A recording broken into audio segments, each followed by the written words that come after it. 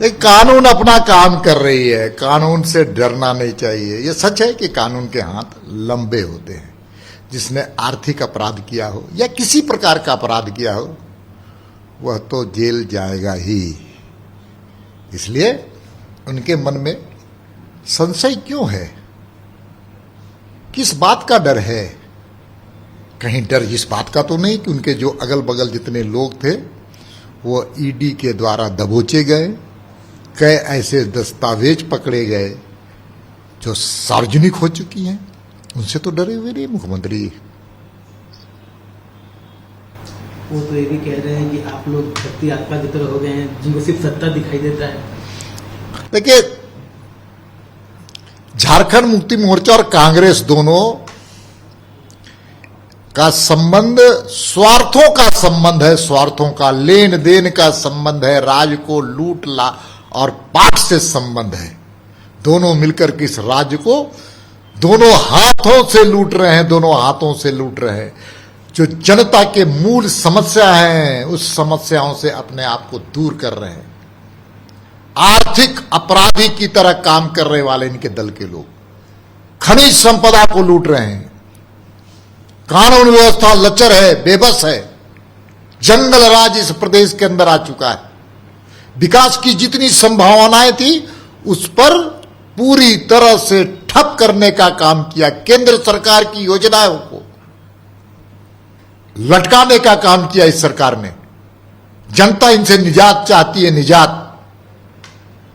ये सरकार तो कहती है केंद्र सरकार सहयोगी नहीं कर रही है, जिनका जीएसटी का बकाया है। केंद्र सरकार की सभी योजनाओं को ठप करने का काम किया, चाहे वो सड़कों के सवाल पर हो, स्वास्थ्य विभाग का सवाल हो, बिजली का सवाल हो, पानी का सवाल हो। जितनी केंद्र की सरकार की योजनाएं हैं, आज हर घर में शुद्ध जल जाए इसके लिए प्रधानमंत्री जी ने योजना भेजा है। लेकिन पूरे देश में सबसे ज्यादा फिसड्डी राज कोई है तो झारखंड है।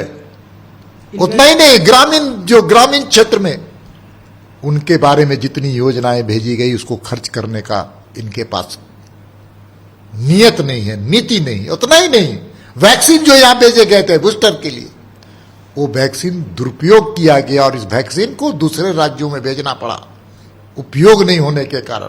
जो 80 करोड़ लोगों को प्रधानमंत्री जी ने, नितांत वैसे लोगों को प्रधानमंत्री गरीब कल्याण अन्न योजना के तहत अन्न जो दिया था, भेजा था प्रधानमंत्री जी ने, उसको लुटवाने का काम राज्य की सरकार ने किया। मुख्यमंत्री जी के हेमंत सोरेन और कांग्रेस की गठबंधन की सरकार ने किया लूट। सरकार आपके द्वार ये प्रोग्राम चला रहे हैं, कहना कि बहुत महत्वाकांक्षी है, ऑफिसर्स लोगों के द्वार पर पहुंचेंगे। ये भी कहना है कि इससे पहले जितनी सरकारें रही हैं सीधा निशाना आपकी तरफ था, बीजेपी की तरफ था। उन्होंने ऐसा कोई प्रोग्राम इस तरह से शुरू ही नहीं किया इस उद्देश्य के साथ कि जनता को लाभ मिले। देखिए, ग्राम स्वराज्य की कल्पना को लेकर के भारतीय जनता पार्टी की केंद्र की सरकार कर रही है। एक भारत श्रेष्ठ भारत, आत्मनिर्भर भारत, स्वावलंबी भारत के आधार पर भारतीय जनता पार्टी काम कर रही है। और जिन लोगों ने गांवों को लूटने का काम किया, आज किसान परेशान है। यहां पर उनके खेत और खलियान में फसल नहीं हो पाया है, लेकिन किसानों के दर्द को समझने का कोई इनके पास नियत नहीं। और कहते हैं गरीब, आप जनता के द्वार में जाकर क्या बोलने वाले हैं कि मैं यहां खनिज संपदा का लूटने वाला मुख्यमंत्री? क्या ये बताने वाले हैं? ये बताने वाले हैं कि मेरे शासनकाल में लगभग 34 महीने में 5700 बहनों के साथ अनाचार हुआ है? क्या ये बताना चाहते इस प्रदेश में? क्या गांव जाएंगे लोगों के पास और ये बताएंगे सबसे ज्यादा देश में हत्या इस प्रदेश में सबसे ज्यादा हुआ अनुपातिक ढंग से? क्या यह बताना चाहते हैं कि इस प्रदेश को सबसे ज्यादा बेबस और लाचार कानून व्यवस्था में बनाने का काम हमने किया? आप क्या बताना चाहते हैं कि 34 महीने में हमने एक भी सड़कों का निर्माण नहीं किया? आप क्या बताना चाहते हैं कि 34 महीने के शासन में एक भी बिजली के खंभे नहीं लगाए? क्या बताना चाहते हैं कि पहले 24 घंटे बिजली मिलती थी, आज 12 घंटे बिजली मिल रही है, उससे भी कम बिजली मिल रही है?